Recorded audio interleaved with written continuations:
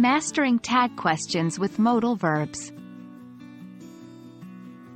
Hello, English language learners. Welcome back to another exciting video. Today, we're going to focus on an often misunderstood, but incredibly useful part of English grammar: tag questions with modal verbs. This tool can be a great way to confirm information, ask for agreement, or just engage in more interactive and dynamic conversations. So, let's dive in. Before we can understand how to use tag questions with modal verbs, we need to understand what tag questions are. Simply put, a tag question is a special structure in English. It's a statement followed by a mini-question, the tag. For instance, the weather is nice, isn't it? Here, isn't it, is the tag question. Now, what if we want to use this with modal verbs? Tag questions with modal verbs follow the same structure, but instead of is, are, do, etc., we're using modal verbs like can, could, would, should, must, etc. Here's an example. You can swim, can't you? The modal verb, can, is used in both the statement and the tag. When forming tag questions, remember that affirmative sentences need negative tags and negative sentences need affirmative tags.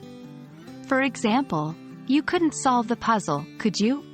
Here, couldn't is negative, so could you is the positive tag. We should leave now, shouldn't we? Should is affirmative, so shouldn't we is the negative tag.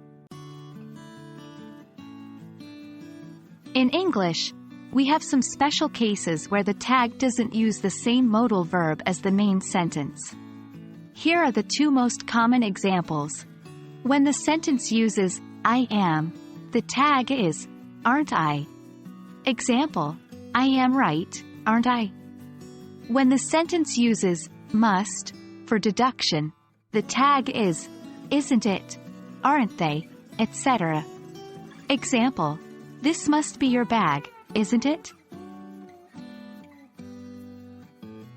Practice makes perfect. To truly master tag questions with modal verbs, try writing your own sentences and make sure to practice both positive and negative forms.